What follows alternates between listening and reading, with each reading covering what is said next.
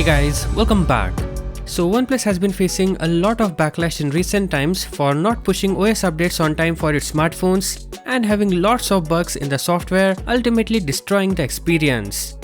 Now OnePlus has to be responsible and get it fixed. Anyways, for this video, let's keep that aside and talk about the upcoming OnePlus Nord watch. Now we don't know how the watch looks since there have been no leaks with regards to that, but we have received the strongest clue that the watch really is in the works.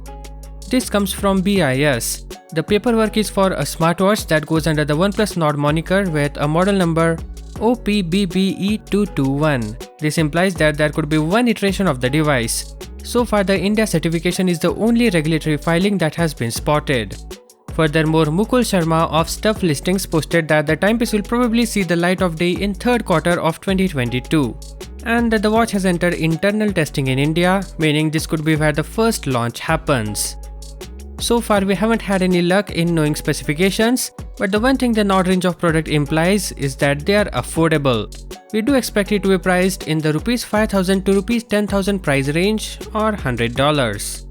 This will definitely be cheaper than OnePlus Watch and may offer the basic set of features along with rounded display and run a streamlined proprietary RTOS operating system rather than Google Wear OS. It is expected to offer heart rate monitoring. It will likely be able to track your steps and sleep patterns. The device is also expected to come with some sports modes.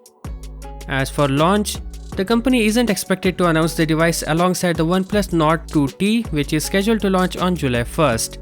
Now that's technically third quarter, but we believe there's no possibility of the watch being launched this early. It could arrive with the rumored OnePlus 10T device. Well, that's all for this video. If you are excited for the watch and want to be regularly updated, then do consider subscribing. With that said, thank you for watching and catch you in the next one.